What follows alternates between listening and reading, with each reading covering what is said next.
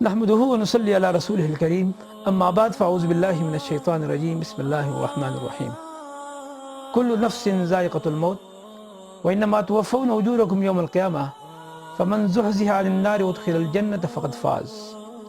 وقال تعالى في مقام آخر أينما تكونوا يدرككم الموت ولو كنتم في بروج مشيدة. وقال في مقام آخر قل إن الموت الذي تفرون منه فإنه ملاقيكم. وقال النبی صلی اللہ علیہ وسلم انما الاعمال بالخواتیم. اللہ تعالیٰ کا ارشاد ہے کل نفس ذائقۃ الموت، ہر ایک نفس کو موت کا ذائقہ چکھنا ہے.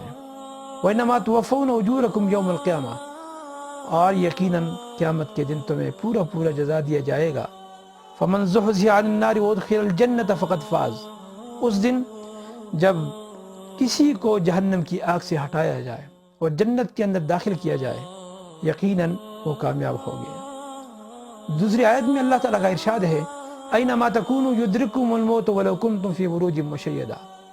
اور لوگو جہاں کہیں تم ہو موت تمہیں پا لے گی اگرچہ تم مضبوط بالا خانے میں کیوں نہ ہو. تیسری آیت میں اللہ تعالیٰ کا ارشاد ہے میرے نبی کہہ دیجئے ان کو قل ان الموت الذی تفرون منہ، بے شک وہ موت جس سے تم بھاگتے جا رہے ہو فإنہ ملاقیکم، وہ تمہارے ساتھ ملنے والی ہے. آپ صلی اللہ علیہ وسلم کا ارشاد انما الاعمال بالخواتیم، اعمال کا دار و مدار خاتمے کے اوپر ہے. ایک اور حدیث کے اندر آپ صلی اللہ علیہ وسلم کا ارشاد ہے کہ تم جس حالت کے اندر مرو گے اسی حالت کے اندر تمہیں زندہ اٹھایا جائے گا.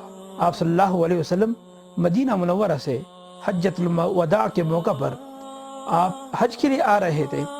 راستے میں ایک صحابی اپنی سواری سے نیچے گرے اور فوت ہوئے.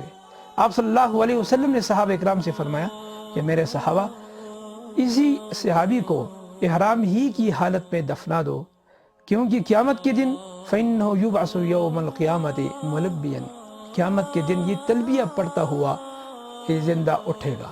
کچھ دن پہلے ہمارے لاہور میں ایک مولانا قاری عبدالمتین اصغر صاحب، ان کی موت بھی ایسی حالت میں ہوئی ہے کہ قرآن کریم کی آیات کو، سورۃ حجرات کی کچھ آیات کی ان کو پڑھ رہے تھے، صحابہ اکرام کی عظمت اور ان کی دفاع کے اوپر بیان فرما رہے تھے، اور سورۃ الحجرات کی یہ آیت بیان فرما رہے تھے اولئک الذین امتحن اللہ قلوبہم للتقوی لہم مغفرۃ واجر عظیم. اسی حالت کے اوپر ان کی روح جسد عنصری سے نکل گئی اور ان کی موت واقع ہوئی.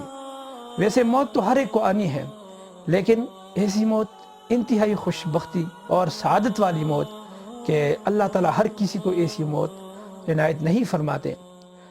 ہم حضرت قاری عبدالمتین اصغر صاحب رحمہ اللہ کے لیے دعا گو ہیں کہ اللہ تعالیٰ ان کو اپنی جوار رحمت میں جگہ عنایت فرمائے اور جنت الفردوس کے اندر ان کو اعلیٰ مقام عطا فرمائے، اور ان کے جو پسماندگان ہیں اللہ تعالیٰ ان کو صبر جمیل نصیب فرمائے. وآخر دعوانا الحمدللہ رب العالمین.